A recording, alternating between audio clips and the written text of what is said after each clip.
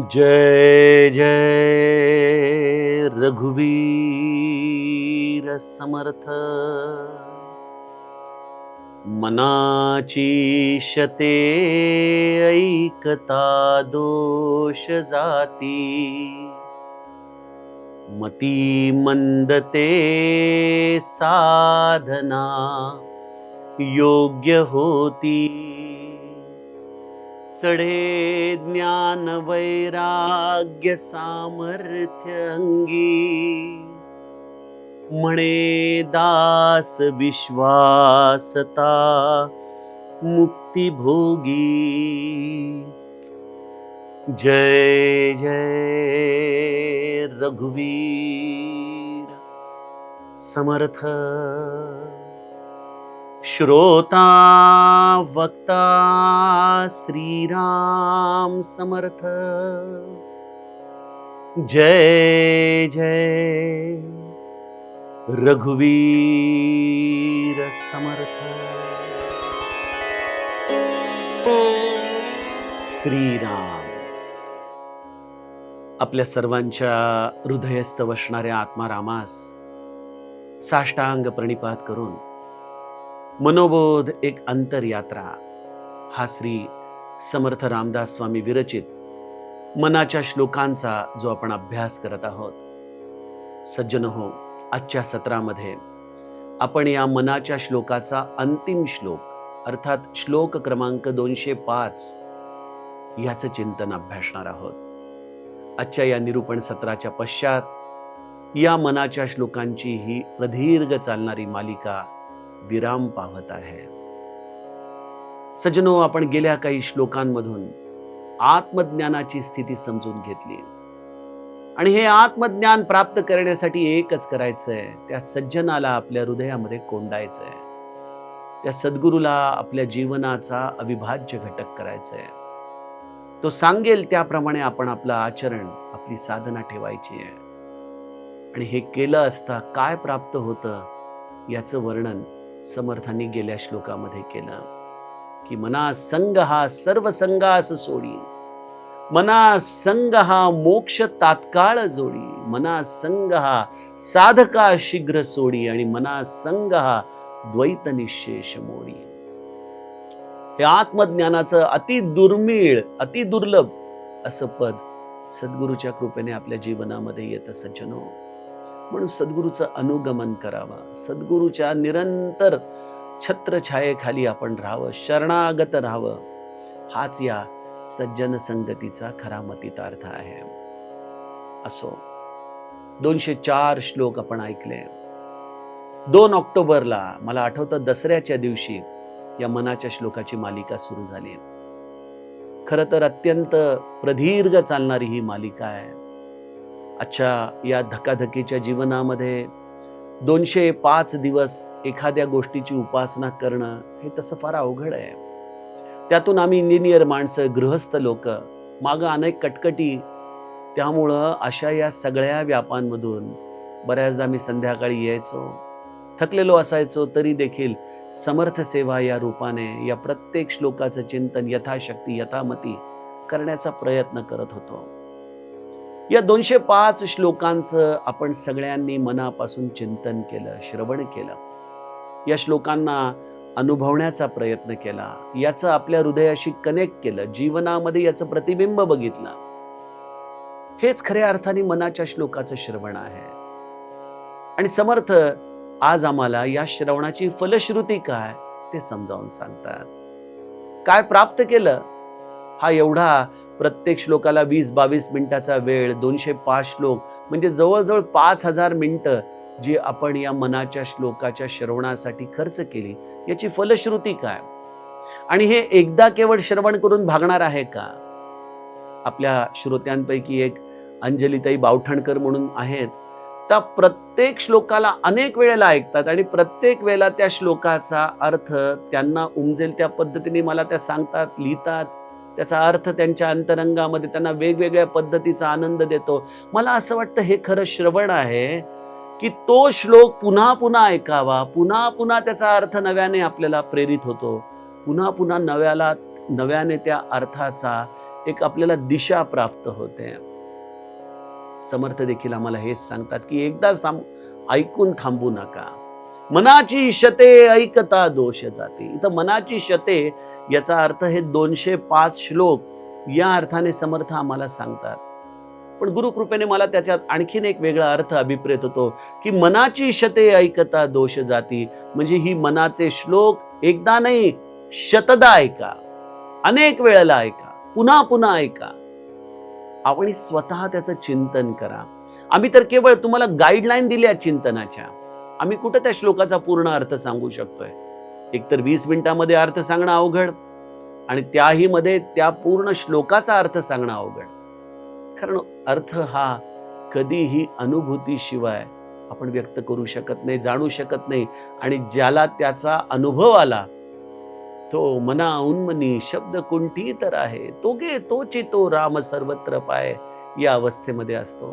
ती अनुभूती आपण घ्या. जोपर्यंत ती अनुभूती येत नाही तोपर्यंत मनाचे श्लोक श्रवण करा, तोपर्यंत मनाचे श्लोक निरंतर कंठस्थ करा. हे श्रवण केल्याने एक गोष्ट होते, मनाची शते ऐकता दोष जाते. हे आमचे श्लोक रेकॉर्ड करताना इथं कोण कोण असतं माहिती आहे का? मी आणि आमचा कॅमेरामन, दोघ जण हे श्लोक मी गात असतो, तो त्याच्या कामामध्ये व्यस्त असतो. तरुण मुलं आहेत ही दोघं, आमचा प्रसाद आहे किंवा इथं हा कौशल आहे. या दोघांशी बोलत असताना मी त्यांना नेहमी विचारतो, काय रे, कळाला का अर्थ याचा? ते म्हणतात, नाही दादा, पण चांगलं वाटतं मनाला ऐकताना.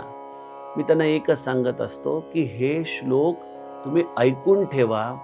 तुमच्या आयुष्यात ते तुम्हाला कुठं ना कुठंतरी उपयोगाला येतील.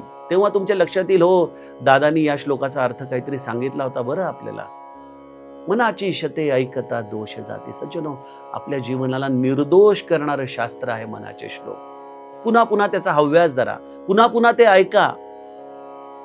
या श्लोकांचं निरंतर श्रवण केल्याने, चिंतन केल्याने जीवनामध्ये हे निर्दोषत्व आपल्याला प्राप्त होतं. आणि समर्थ म्हणतात, मती मंद ते साधना योग्य होती. ज्यांची मती मंद आहे, मला ना गेल्या 2-3 दिवस एका समर्थांच्या भोवतालच्या त्या काळच्या असलेल्या परिस्थितीचा विचार मनामध्ये येऊन थोडीशी उद्विग्नता येत होती. बघा, समर्थांचं हे चिंतन किती गूढ आहे, किती विशाल आहे, आणि त्या काळची समर्थांच्या अवतीभोवती असलेली परिस्थिती त्याच्या किती विपरीत होती. यवनांचं राज्य होतं, लोक आपापल्या संप्रदायांमध्ये विभागले गेले होते. कोणालाही देव, देश, धर्म याबद्दल विशेष आकांक्षा नव्हती, प्रेम नव्हतं. अशा वेळेला समर्थांसारखा हा महात्मा एवढ्या उत्तंग कोटीचं हे ज्ञान सांगतोय. पण समर्थ हे संत आहेत, आणि संत काय बघतो? मतिमंद ते साधना योग्य होती. ज्यांची मती मंद आहे, ज्यांना काही कळत नाही, आपलं हित कशात आहे सांगता येत नाही, अशी लोक देखील जर या मनाच्या श्लोकांचा हव्यास धरतील तर ते देखील साधनेसाठी योग्य होऊन जातील. मतिमंद ते साधना योग्य होती. त्यांना आपल्या जीवनाचं हित कळेल. त्यासाठी त्यांनी काय करावं? केवळ या मनाच्या श्लोकाचं चिंतन करावं. बघा, ब्रह्मसूत्र उपनिषद ह्याचे आपण अधिकारी आहोत का? निश्चितच नाही. ते कधी वाचणार, कधी त्याचे अर्थ कळणार, कधी त्याचे भावार्थ कळणार, कधी त्याप्रमाणे आचरण होणार, आणि कधी त्यावेळेला तो परमात्मा आम्हाला प्राप्त होणार. परंतु हे मन उपनिषद असं आहे की जे केवळ 4 ओळींचं आहे, प्राकृतात आहे, सोपं आहे, गाऊ शकतो, वाचू शकतो, कंठस्थ करू शकतो. हे सगळं जर केलं तर मतिमंद ते साधना योग्य होते. इथं मतिमंद या शब्दाचा मला आणखीन एक वेगळा अर्थ डोळ्यासमोर येतो. मला आठवतं, एक 10-12 वर्षापूर्वी मला एका ऑटिझम असलेल्या शाळेमध्ये तिथल्या शिक्षकांनी भेटायला बोलवलं होतं. तिथं अनेक विद्यार्थी जे ऑटिझमनी, जे स्वमग्न असतात, अशा लोकांच्यासाठी त्यांनी त्यांच्या पालकांसाठी एक शिबिर ठेवलं होतं, आणि त्यांना जरा जीवनामध्ये हुरूप यावा या दृष्टीने मला संवाद करण्यासाठी बोलवलं होतं. ही स्वमग्नता ज्या पालकांना सहन करावी लागते, ज्या मुलांची, त्यांचं जीवन हे खरंच खूप अवघड असतं, याची मला जाणीव तिथं झाली. ती स्वमग्न मुलं त्यांच्याच धुंदीमध्ये असतात, त्यांच्याच विश्वात असतात. त्यांना इतर काही कळत नाही. मला असं वाटतं की ही स्वमग्नता अर्थातच हा फार मोठा शारीरिक रोग आहे, फार जीवनाच्या दृष्टीने आपल्याला खूप त्रास देणारी ही ती गोष्ट आहे. पण ही स्वमग्नता जर आपण तत्वरूपाने परमार्थाकडे वळवली आणि जर आपण आपल्यामध्ये राहायला लागलो, मला खरंच काही कळत नाही या भूमिकेमध्ये राहिलो, मला वाटतं ही ऑटिझम अवस्था परमार्थामध्ये जर आपण तत्वरूपाने उतरवली, फार जास्त काही वाचायचं नाही. मी आणि माझा गुरु, त्यांनी जे सांगितलं ते साधन, त्यांनी दिलेलं नाम, तो रामराया, त्याची सगुण भक्ती, बस मला ह्याच्या पलीकडे काहीच कळत नाही, मला काही विचारू नका, अशी मतिमंद जर अवस्था झाली ना, तर मला वाटतं समर्थांना जे सांगायचंय, मतिमंद ते साधना योग्य होती, अशी मतिमंद होण्याची अवस्था हे देखील साधनेचं ध्येय राहू शकतं. बघा, एकच मनाचा श्लोक पण किती वेगवेगळे अर्थ आपल्या जीवनामध्ये तो प्रकाशित करतो. मला वाटतं की आपण तसं मतिमंद व्हावं आणि आपल्या गुरुच्या दिलेल्या साधनेच्या पलीकडं आपण काहीही करण्याच्या भानगडीमध्ये पडू नये. समर्थ म्हणतात, माझे मनाचे श्लोक ऐका, चढे ज्ञान वैराग्य सामर्थ्य अंगी. अहो, मनाच्या श्लोकामध्ये तुम्ही जाल तर त्याचं चिंतन करता करता वैराग्य स्वाभाविकपणे आपल्या अंतरंगामध्ये येईल. बघा, आमच्या समर्थांनी जिथं जिथं नको रे मना, नको रे मना सांगितलंय, त्या श्लोकांचं आपण आचरण केलं की वैराग्य काही वेगळं राहणार आहे का हो? जिथं जिथं म्हणून माझ्या समर्थांनी अद्वैताचं प्रतिपादन केलेलं आहे की कळे आकळे रूप ते ज्ञान होता, तेथे आटली सर्व साक्षी अवस्था, अशा श्लोकांचं चिंतन केल्यानंतर ज्ञान ही काही वेगळी गोष्ट राहणार आहे का हो? चढे ज्ञान वैराग्य आणि सामर्थ्य येतं. बघा, समर्थ हे सामर्थ्यवान करण्यासाठी आलेले संत आहेत. समर्थ म्हणतात, तुम्ही कशाचाही आधार घेऊ नका, स्वतः समर्थ व्हा. तुम्हाला या जीवनामध्ये कधी दैन्य अवस्था येऊ नये म्हणून या माऊलीचं किती काकुळतीला येऊन सांगणं आहे की तुम्ही सामर्थ्यवान व्हा, मनाने, शरीराने, सर्व दृष्टीने. कधीच दैन्यवान जीवन जगू नका. नको दैन्यवाणे जिणे भक्ती उणे. समर्थ आपल्याला समर्थ मनोबोधामध्ये सांगतातच ना की तुम्ही जेव्हा समर्थ व्हाल, तुमच्या आनंदासाठी जेव्हा तुम्ही कोणावरही निर्भर राहणार नाही, तेव्हाच तुमचं सामर्थ्य खऱ्या अर्थाने प्रगटलं. बघा, हे सगळं तुम्हाला मनोबोधाच्या चिंतनातून मिळू शकतं. चढे ज्ञान वैराग्य सामर्थ्य अंगी आणि म्हणे दास विश्वासता मुक्ती भोगी. समर्थ म्हणतात, हा दास म्हणतोय की तुम्ही विश्वास ठेवा हो. मी सांगतो त्या मनोबोधावर विश्वास ठेवा, मी सांगतोय त्या सूत्रांवरती विश्वास ठेवा. मुक्ती नावाची जी गोष्ट आहे ना, ती जरी परम दुर्लभ असली तरी देखील या मनोपनिषदाच्या निरंतर चिंतनाने, त्याप्रमाणे केलेल्या आचरणाने तुम्हाला मुक्ती नावाच्या गोष्टीला शोधण्यासाठी कुठेही जावं लागणार नाही. किंबहुना ती मुक्ती नावाची गोष्ट तुमचा पत्ता विचारत विचारत तुमच्या जीवनामध्ये प्रविष्ट होईल. तुम्ही ज्या आनंदाचा शोध करताय, तो निरतिशय आनंद तुमच्या जीवनाचा अविभाज्य घटक होईल. इतकं विलक्षण सामर्थ्य या मनोपनिषदामध्ये आहे, या मनाच्या श्लोकामध्ये आहे. याला साधन लहान समजू नका. हे श्लोक जरी 4 ओळीचे असले, लहानपणी पाठ करण्यासाठी असले, तरी हे श्लोक निरंतर एखाद्या कंदिलाप्रमाणे आपल्या हातामध्ये ठेवा. या अज्ञान रूपी अंधकारामध्ये हे मनोबोधाचा कंदीलच तुम्हाला वाट दाखवेल. त्या कंदिलाला कधी विझू देऊ नका. त्याला निरंतर साधनेचं इंधन देत राहा आणि तुम्ही त्या प्रकाशामध्ये आपल्या गंतव्य अर्थात आत्मबुद्धीच्या मार्गापर्यंत पोहोचाल. हा विश्वास बाळगा. आणि बघा, श्रद्धा विश्वासाशिवाय सगळं व्यर्थ आहे हो. ज्याने विश्वास ठेवला त्याला सगळं मिळतं, ज्याने विश्वास नाही ठेवला त्याला सगळं मिळूनही काही मिळत नाही. म्हणून माझे समर्थ म्हणतात, म्हणे दास विश्वासता मुक्ती भोगी. हे समर्थांचे 205 मनाचे श्लोक म्हणजे जीवन जगण्याची अमूल्य रत्न आहेत. आजच्या काळामध्ये जे अनेक लोक डिप्रेशननी, नैराश्याने, आत्महत्येपर्यंत विचार करणारी लोक आहेत ना, त्यांना सायक्रॅटिस्टची ट्रीटमेंट द्याच, पण त्यांना हा मनोबोध ऐकावा. गरज पडली तर हे व्हिडिओ त्यांच्यापर्यंत पोहोचवा. एकेका श्लोकाचा शांतपणे त्याला अर्थ ऐकायला लावा. जीवन जगण्याची नवचेतना त्याला प्राप्त होईल, त्याचा हरवलेला आनंद त्याला प्राप्त होईल. असं हे म्हणे दास विश्वासता मुक्ती भोगी. असं हे मनोबोधाचं देणं आहे. सज्जनो, हे सगळे अनुभवाचे बोल आहेत. गुरुकृपेने जे जे काही म्हणून गुरुने दिलं ते मुक्त हस्ताने गेले 205 दिवस मी आपणासमोर वाटत आहे. या सगळ्या प्रक्रियेमध्ये काही लोकांचे आभार प्रदर्शन केल्याशिवाय याला पूर्ण विराम देता येणं शक्य नाही. सगळ्यात प्रथम झी 24 तास या चॅनलचे, त्यांच्या व्यवस्थापनाचे मी मनापासून आभार मानतो की ज्यांनी अत्यंत नियमितपणे पहाटे 6:30ला या मनोबोधाचं प्रक्षेपण तुमच्यापर्यंत आणलं. अनेक लोकांना प्रभाते मनी रामचिंतित जावा याचा बोध या मनाच्या श्लोकामधून गेले 7 महिने मिळाला. ज्या चॅनलवरती दिवस रात्र बातम्या चालू असतात, अशा या बातम्यांमध्ये हा विरंगुळा नव्हता, तर हा विश्राम होता सर्वांसाठीच, सर्वजण श्रवण करणाऱ्यांसाठी. त्यामुळे पहिल्यांदा झी 24 तासचे मनापासून आभार. दुसरे आभार, ज्या या स्टुडिओमध्ये पेपर ॲब्सॉर्ब नावाचा जो स्टुडिओ तळेगावमध्ये आहे, त्याचे जे मालक आहेत कुणाल भारद्वाज, ज्यांनी अत्यंत अल्प दरामध्ये या रेकॉर्डिंगची सेवा या मनोबोधासाठी करून दिली, त्यांचे मी मनःपूर्वक आभार मानतो. ज्यांनी अतिशय उत्तम छायाचित्रण केलं, असे प्रसाद आणि कौशल, ज्या या 2 मुलांनी या सगळ्या रेकॉर्डिंगची जबाबदारी घेतली, आणि विशेषतः प्रसादने ज्याने त्याचं एडिटिंग केलं आणि तुमच्यापर्यंत अतिशय सुंदर पद्धतीने हे एडिटिंग पोहोचवलं. त्याचबरोबर झी 24 तासचे अभय केणीकर, ज्यांनी हे प्रक्षेपण झी 24 तासपर्यंत पोहोचवलं, या सगळ्यांचे मनापासून मी आभार व्यक्त करतो.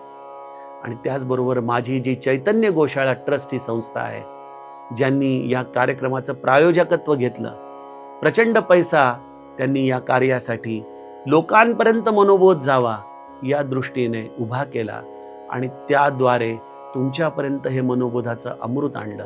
त्या चैतन्य गोशाळा ट्रस्ट या संस्थेचं आणि त्याचबरोबर या ट्रस्टला मदत करणाऱ्या सर्व देणगीदारांचं मी मनापासून आभार व्यक्त करतो. आणि मी रवींद्र पाठक काय म्हणावं या बाबतीमध्ये, इदम न मम या भूमिकेतून मी आपल्याशी संवाद साधला. याच्यासाठी लागणारा वेळ, पैसा, कष्ट हे सगळं काही आनंदाने भोगलं, कारण मला हे एकच कळालं की ही निरूपणं नव्हती, तर ही माझी उपासना होती. इथं आल्यानंतर प्रत्येक श्लोकाचा नव्याने अर्थ समर्थ माऊली माझ्या पाठीशी राहून मला सांगत राहिली. त्या अर्थाने माझ्या जीवनाला देखील मी एक उंची प्राप्त केली. त्यामुळं त्या समर्थांच्या चरणी मी या सेवेला केल्याबद्दल कुठलीही कृतज्ञता व्यक्त करणार नाही. मी असं म्हणेन की आपण मला ही सेवेची संधी देऊन आपण माझ्यावरती उपकार केले. आपण मला माझ्या जीवनामध्ये एक वेगळी उंची दिली, एक वेगळी दिशा दिली, एक डायरेक्शन दिलं.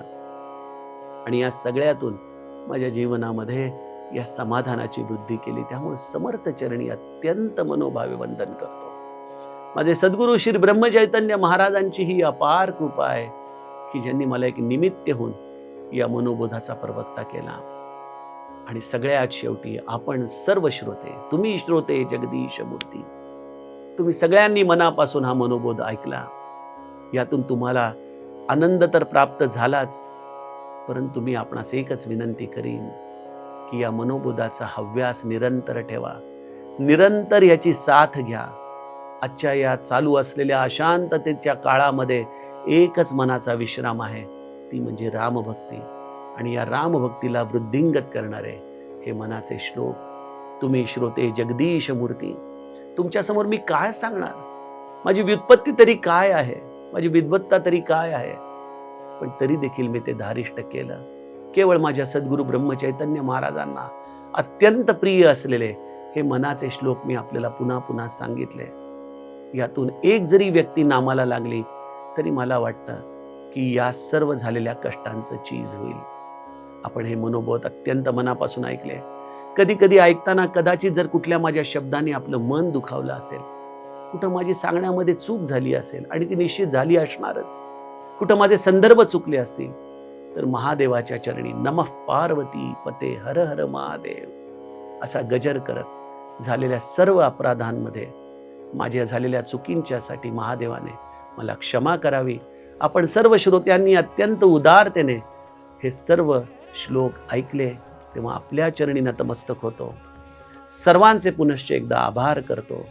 सद्गुरू श्री ब्रह्मचैतन्य महाराजांच्या कृपेने चालू असलेल्या या वाणीला विराम देतो. आणि आपली सर्वांची रजा घेतो. जानकी जीवन स्मरण. जय जय राम.